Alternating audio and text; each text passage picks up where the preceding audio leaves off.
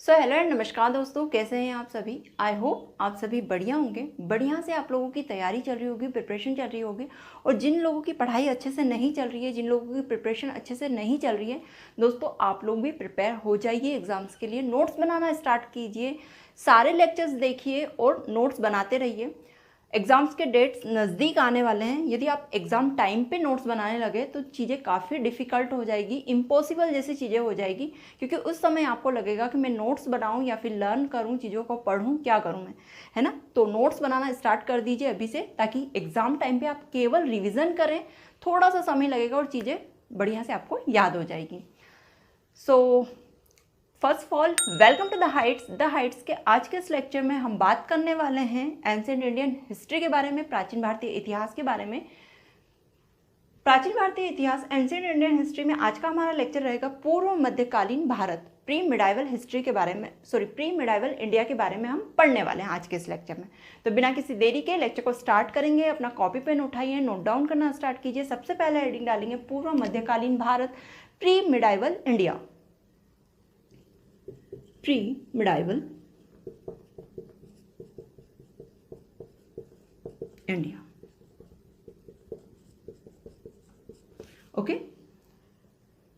दोस्तों। अब जो लोग ये सोच रहे हैं कि दक्षिण भारत के प्रमुख राजवंश हम पढ़ रहे थे तो वहां से शिफ्ट होकर हम डायरेक्ट पूर्व मध्यकालीन भारत पर कैसे आ गए, तो उन्हें मैं बता दूं दोस्तों कि दक्षिण भारत के प्रमुख राजवंशों में अब जो राजवंश हम पढ़ने वाले हैं उन्हें हम पूर्व मध्यकालीन भारत के अंतर्गत ही रखकर पढ़ेंगे। क्यों पढ़ेंगे अभी आपको समझ में आ जाएगा।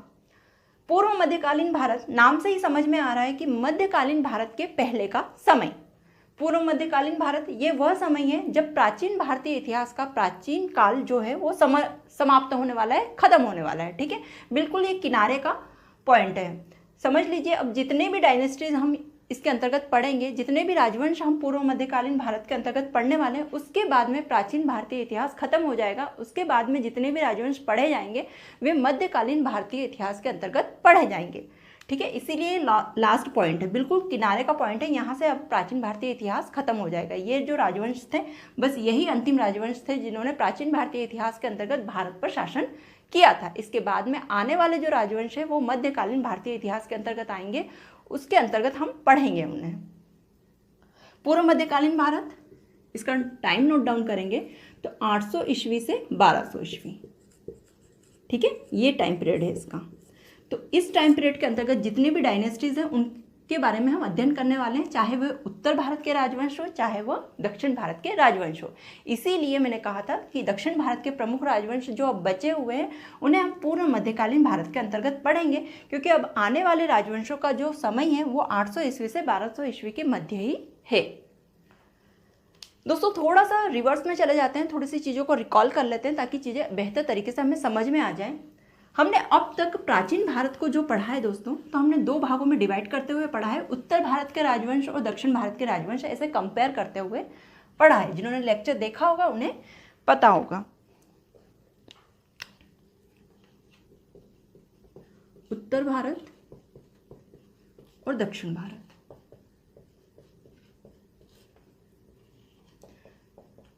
तो दोस्तों जब हम उत्तर भारत में मौर्योत्तर काल पढ़ रहे थे, पोस्ट मौर्यन एज पढ़ रहे थे, उस समय दक्षिण भारत में क्या चल रहा था इस तरीके से हमने कंपेयर करते हुए पढ़ा था। तो उत्तर भारत में जब मौर्योत्तर काल चल रहा था, मौर्योत्तर काल, उस समय दक्षिण भारत में संगम काल चल रहा था।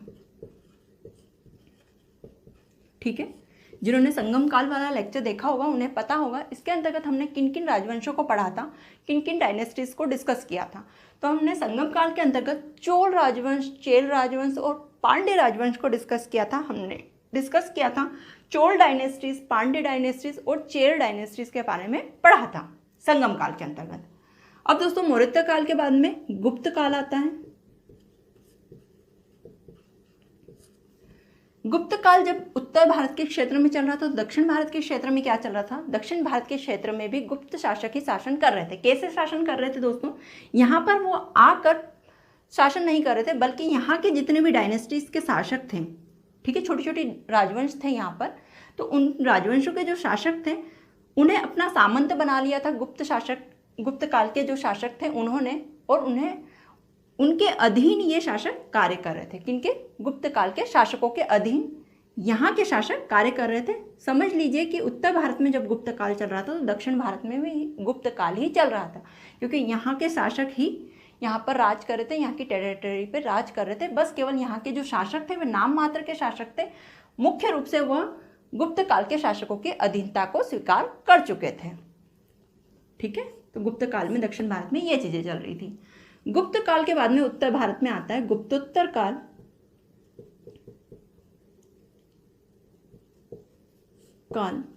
Post Gupta age. तो दोस्तों उत्तर भारत के क्षेत्र में जब गुप्तोत्तर काल चल रहा था तो दक्षिण भारत के क्षेत्रों में चालुक्य वंश और पल्लव वंश शासन कर रहे थे। चालुक्य वंश, चालुक्य डायनेस्टी और पल्लव वंश का शासन चल रहा था। आई होप चीजें क्लियर हो गई होगी।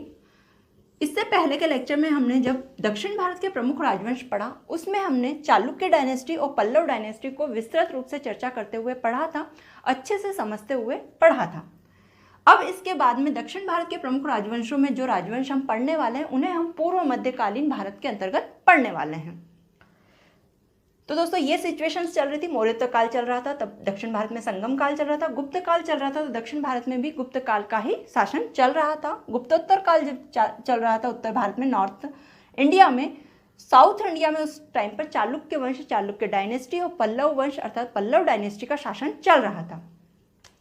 गुप्तोत्तर काल को थोड़ा सा देख लेते हैं दोस्तों। इस समय पर 6ठी शताब्दी ईसा पूर्व से 6ठी शताब्दी ईस्वी तक राजनीतिक गतिविधियों का जो आकर्षण का केंद्र रहा था मुख्य मगध। आप लोगों को पता ही होगा जितनी भी डायनेस्टीज आई थी मौर्योत्तर काल के समय, मौर्य काल को ले लो, मौर्य काल से ले लीजिए, मौर्य काल से लेकर मौर्योत्तर काल, गुप्त काल, सभी में राजनीतिक गतिविधियों का जो केंद्र था वो मगध था। राजधानी सभी पाटलिपुत्र को बनाते थे। लेकिन गुप्तोत्तर काल में क्या हुआ दोस्तों, इस समय अर्थात 6ठी शताब्दी ईस्वी के बाद में जितनी शताब्दियां आई थी, आने वाली शताब्दियां थी, उनमें राजनीतिक गतिविधियों का केंद्र गंगा घाटी के क्षेत्र कन्नौज को बन गया था। ठीक है, कन्नौज बन गया था। सभी की निगाहें कन्नौज पर आ गई थी। सभी राजवंश, जितने भी गुप्तोत्तर काल में छोटे छोटे राजवंश यहाँ पे उदित हुए थे, जिन्होंने गुप्तोत्तर काल नहीं देखा वे देख लीजिएगा, चीज़ें बहुत अच्छे से यहाँ पे क्लियर हो जाएगी।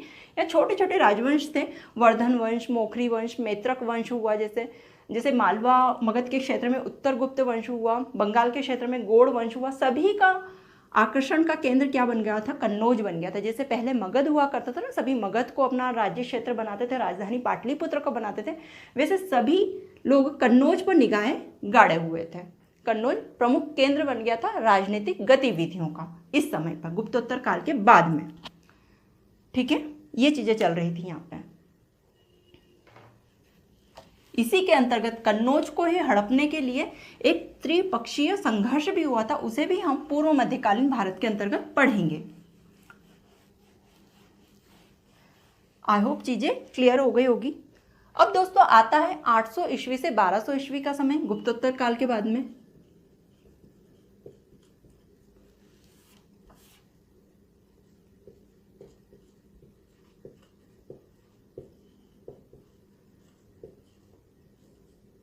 पूर्व मध्यकालीन भारत अर्थात 800 से 1200 ईस्वी का समय। इस समय के भी जितने भी राजवंश थे दोस्तों, वे भी कन्नौज के लिए लड़ाइयाँ करते थे, कन्नौज को पाने के लिए संघर्ष करते थे आपस में। यहाँ पे क्या सिचुएशन थी, इसे भी हम 2 भागों में विभक्त करते हुए पढ़ेंगे दोस्तों। पूर्व मध्यकालीन भारत को भी उत्तर भारत और दक्षिण भारत। ठीक है, दक्षिण भारत, या फिर आप ये भी लिख सकते हैं उत्तर भारत के राजवंश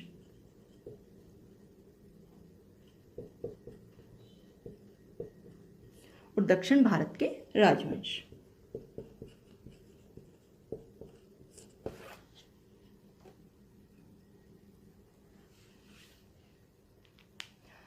दोस्तों 800 ईस्वी से 1200 ईस्वी के मध्य उत्तर भारत में जितने भी राजवंश उदय हुए थे, जितने भी राजवंशों का जन्म हुआ था, मैक्सिमम राजवंश राजपूत वंश से बिलोंग करते थे, राजपूत जाति से बिलोंग करते थे। कौन होते थे, राजपूत होते थे, राजपूत होते थे। इसीलिए उत्तर भारत, इस समय के दौरान जितने भी राजवंश उत्तर भारत के क्षेत्र में उदित हुए थे, उनका उदय हुआ था। इस समय को राजपूत कालीन समय के रूप में भी इतिहास में हम पढ़ते हैं, या राजपूत काल, ठीक है, राजपूत काल के रूप में यहाँ की डायनेस्टीज को हम पढ़ते हैं जब हम उत्तर भारत के बारे में डिस्कस करते हैं पूर्व मध्यकालीन भारत में। आई होप चीजें क्लियर हो गई होगी। पूर्व मध्यकालीन भारत समय है 800 ईस्वी से 1200 ईस्वी। इस समय उत्तर भारत के राजवंश जितने भी उदित हुए थे वे मैक्सिमम राजवंश राजपूत थे, ठीक है, राजपूत वंश से बिलोंग करते थे। इसीलिए इन सभी राजवंशों को राजपूत काल के अंतर्गत रखा गया है। क्वेश्चन पूछा जाता है राजपूत काल के अंतर्गत आने वाले कौन कौन से राजवंश हैं, तो हमें पता होना चाहिए कौन कौन से राजवंश होंगे। थोड़ा सा हम राजपूत काल के बारे में डिस्कस कर लेते हैं। दक्षिण भारत के राजवंशों के बारे में भी पढ़ेंगे, उससे पहले थोड़ा सा राजपूत काल के बारे में डिस्कस कर लेते हैं। राजपूत काल, कई इतिहासकारों ने राजपूत काल के जो राजवंश हुए थे, जितने भी राजपूत राजवंश थे, उन्हें विदेशी भी कहा और कई लोगों ने कहा ये भारतीय ही हैं। विदेशी और भारतीय दोनों, मतलब अलग अलग मत प्रस्तुत किए हैं इनके बारे में। राजपूत लोगों के बारे में क्या मत प्रस्तुत किए हैं? कुछ इतिहासकारों ने इन्हें भारत की संतान माना है, ठीक है, और कुछ इतिहासकारों ने इन्हें विदेशी संतान माना है, विदेशी संतान। अब ऐसा क्यों हुआ दोस्तों? ऐसा इसलिए हुआ क्योंकि इससे पहले के समय में कई ऐसे राजवंशों ने भारत पर शासन किया था जो विदेश से आए थे, इसीलिए ये मत प्रस्तुत किए गए भिन्न भिन्न प्रकार के, ठीक है। अब इनमें से सही क्या है वो पता नहीं सही क्या है, लेकिन ये इस तरह की भ्रांतियां आई थी।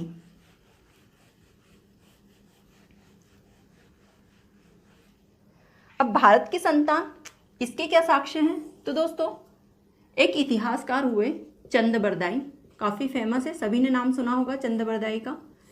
इनकी रचना बहुत प्रसिद्ध है, पृथ्वीराज रासो। एग्जाम में पूछा जाता है, मोस्ट इंपॉर्टेंट क्वेश्चन है ये। पृथ्वीराज रासो इनकी रचना है, रासो, चंदबरदाई द्वारा। तो चंदबरदाई बताते हैं कि ये जो उत्तर भारत के राजपूत वंश थे, राजपूत राजवंश थे, ये डायनेस्टीज थी हमारे भारत के ही जो वंश हुए, जैसे चौहान वंश हुआ, प्रतिहार वंश हुआ, गढ़वाल वंश हुआ, सोलंकी वंश, जो चालुक्य वंश की सोलंकी शाखा हमने गुजरात में देखी थी उसकी बात हो रही है, अनिलवाड़ा के चालुक्यों की बात हो रही है। सोलंकी वंश, परमार वंश, इन सभी वंशों की ये संतानें थी, ऐसा कहा गया है चंदबरदाई के द्वारा। अर्थात ये भारत के ही राजवंशों की संतानें थी, भारत की ही संतान थी। लेकिन एक और इतिहासकार हुए, वे हुए जेम्स टॉड। जेम्स टॉड क्या बताते हैं? जेम्स टॉड इन राजपूतकालीन राजवंशों को शक, कुषाण और हुणों की संतान बताते हैं। शक, कुषाण एवं हुणों की संतान बताते हैं जेम्स टॉड के अनुसार, हुण वंश की संतान। लेकिन कई बहुत ज़्यादा इतिहासकार हैं जिन्होंने ये बात मानी है कि ये भारत की ही संतान है, भारत के ही राजवंशों की संतान है, जो राजपूत संतान है, ठीक है। लेकिन ये भिन्न भिन्न प्रकार के मत हमें इतिहास में देखने को मिलते हैं। आई होप चीज़ें क्लियर हो गई होगी आप लोगों को।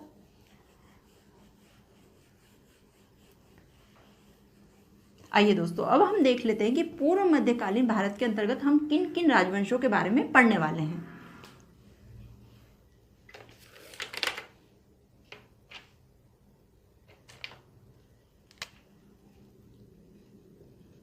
पूर्व मध्यकालीन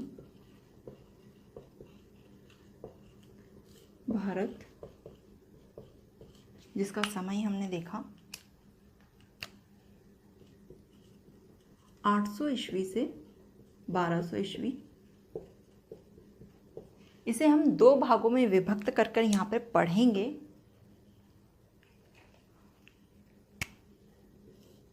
जो कि रहेगा उत्तर भारत के राजवंश दूसरा है दक्षिण भारत के राजवंश।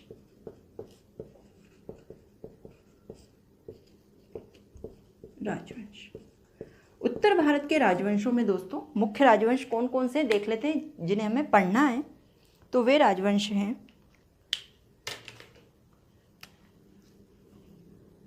गुर्जर प्रतिहार वंश,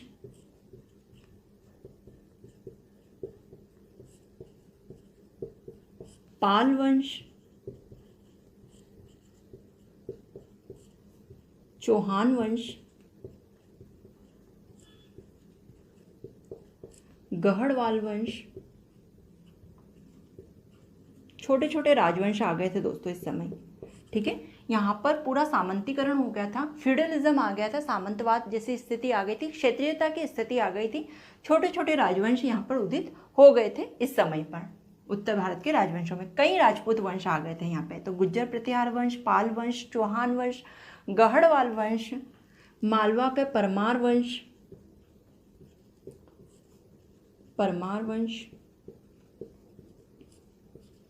जेजाक भुक्ति के चंदेल वंश,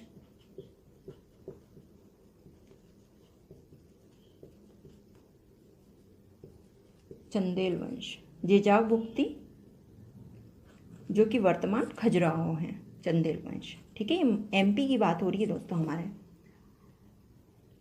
जेजाक भुक्ति से मुझे याद आया दोस्तों कि मैंने कम्युनिटी एक पोस्ट डाला था, पोस्ट नहीं एक पोल लिया था मैंने, जिसमें मैंने पूछा था कि खजुराहो के मंदिरों की स्थापना किस वंश के द्वारा की गई थी। उसका राइट आंसर था चंदेल वंश। लेकिन मैक्सिमम लोगों को ये चीज़ें नहीं पता थी। मुझे काफ़ी दुख होता है जब आप पोल पर रॉन्ग आंसर देते हैं दोस्तों। आप एट ए टाइम सर्च करके भी गूगल पे या किसी भी साइट पर सर्च करके आप देख सकते हैं कि आंसर क्या है इसका, और राइट पोल पर क्लिक कीजिए दोस्तों। इससे चीज़ें पोल में इसीलिए करवाती, क्वेश्चन उसमें क्यों पूछती हूँ, उसका रीज़न क्या है दोस्तों। उसका रीज़न ये है कि आप जाएँ, थोड़ी मेहनत करें उस चीज़ पे, उन चीज़ों को देखें कि ये किस चीज़ से संबंधित है, और फिर राइट आंसर क्लिक करें। पता है तो बहुत अच्छी बात है कि आपको पहले से पता है। आप लोगों को लगेगा कि हाँ हमारी तैयारी इतने अच्छे से हो रही है कि चीज़ें जब हमसे कोई भी क्वेश्चन अनायास ही पूछ लेता है तो हम उसका आंसर बता सकते हैं। नहीं पता है तो भी घबराने की ज़रूरत नहीं है। आप जाइए, पढ़िए उसके बारे में, किताबों में पढ़िए उसके बारे में, आपको राइट आंसर मिलेगा। फिर क्लिक कीजिए, विस्तृत में कमेंट कीजिए, उसके बारे में लिखिए, तो चीज़ें याद रहेगी आने वाले समय में। ये सारे इंपॉर्टेंट क्वेश्चन है जो मैं पूछती हूँ उसमें कम्युनिटी पोस्ट में। ठीक है, मैक्सिमम लोगों को नहीं पता खजुराहो के मंदिर किसने बनाए, जबकि ये क्वेश्चन कितनी ही बार एग्जाम्स में पूछा गया है। मोस्ट इंपॉर्टेंट क्वेश्चन है ये, खजुराहो के मंदिरों का निर्माण किसने करवाया। MPPSC का जब भी एग्ज़ाम अरेंज होता था ना पहले ये दोस्तों, तो मैंने जितने भी पेपर उठा के देखे, किसी भी पेपर में ऐसा नहीं हुआ कि ये क्वेश्चन नहीं पूछा। कुछ ही ऐसे पेपर होंगे जिनमें नहीं पूछा, लेकिन मैक्सिमम पेपर में ये क्वेश्चन आया है। और जिन्होंने एग्जाम्स दिए उन्हें पता होगा कि क्वेश्चन आता है कि खजुराहो के मंदिरों का निर्माण किस वंश के शासकों के द्वारा किया गया है। लेकिन फिर भी लोग रॉन्ग आंसर लगा रहे हैं, गलत बात है।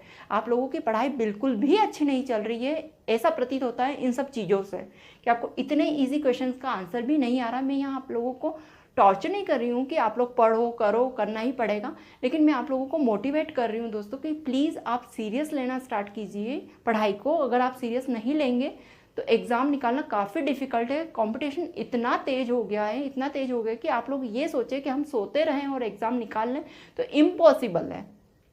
टफ भी मैं नहीं कहूँगी, इम्पॉसिबल है। ये चीज़ें तुक्के में तीर लगाना इम्पॉसिबल जैसी चीज़ें हो चुकी है आज के समय में। यदि आपने नहीं पढ़ा है कभी भी तो नहीं होगा सिलेक्शन। जेजाक भुक्ति के चंदेल वंश, त्रिपुरी के कलचुरी वंश के बारे में पढ़ेंगे इसके अंतर्गत हम। कलचुरी वंश। ठीक है, तो ये जितने भी राजवंश हैं इनके बारे में हम डिस्कस करने वाले हैं जब हम पढ़ेंगे उत्तर भारत के राजवंश। गुज्जर प्रतिहार वंश, पाल वंश हुआ, चौहान वंश, गढ़वाल वंश, मालवा के परमार वंश, जेजाक भुक्ति के चंदेल वंश और त्रिपुरी के कलचुरी वंश के बारे में हम पढ़ेंगे उत्तर भारत के राजवंशों के अंतर्गत। ये सारी डायनेस्टी जो थी ना दोस्तों, ये सभी राजपूत वंश से बिलोंग करती थी, इसीलिए इन्हें राजपूत कालीन राजवंश के अंतर्गत भी पढ़ा जाता है। मतलब मेरा कहने का अर्थ ये है कि सिलेबस में एक टॉपिक ऐसे दिया जाता है राजपूत कालीन राजवंश, तो ये वही पूर्व मध्यकालीन भारत के अंतर्गत आने वाले राजवंश ही है जो कि उत्तर भारत में अपना शासन स्थापित किए हुए थे। राजपूत कालीन राजवंश।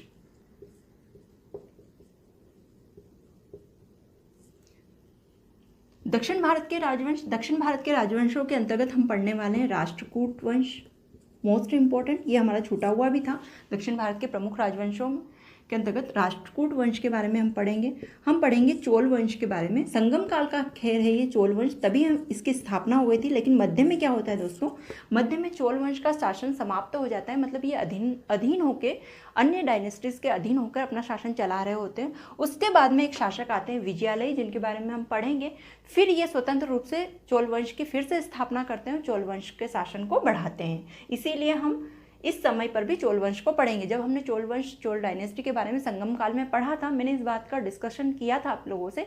करिकाल थे उस समय एक प्रमुख शासक चोल वंश के। उसके बाद में इतने कमजोर शासक आए कि चोल वंश अधीनस्थ शासन करने लगा अन्य राजवंशों के।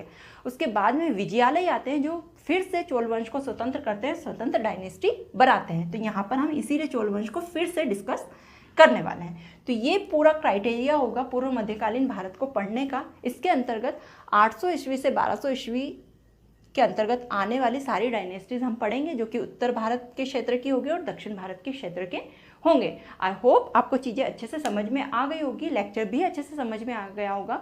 ये पूर्व मध्यकालीन भारत का एक इंट्रोडक्शन था, एक परिचय था, ताकि चीज़ें आपको अच्छे से क्लियर हो जाए और रिकॉल भी हो जाए। जो कि हमने देखा गुप्तोत्तर काल, उत्तर भारत का गुप्तोत्तर काल, दक्षिण भारत का संगम काल वगैरह, इनके बारे में डिस्कस किया। चालुक्य वंश के बारे में हमने देखा, पल्लव वंश के बारे में देखा कि कब कब इन्होंने यहाँ पर शासन किया था। आई होप आपको लेक्चर अच्छा लगा होगा। बढ़िया से नोट डाउन कर लीजिए, लर्न कर लीजिए, चीज़ों को याद कर लीजिए, मेहनत कीजिए दोस्तों, आलस को छोड़िए। अब मिलते हैं नेक्स्ट लेक्चर में। यदि आपको वीडियो अच्छी लगी हो तो वीडियो को लाइक कीजिए, चैनल को सब्सक्राइब कीजिए, चैनल के साथ जुड़िए और मुझे भी मोटिवेट कीजिए। सो मिलते हैं नेक्स्ट लेक्चर में, तब तक के लिए thank you so much and bye bye.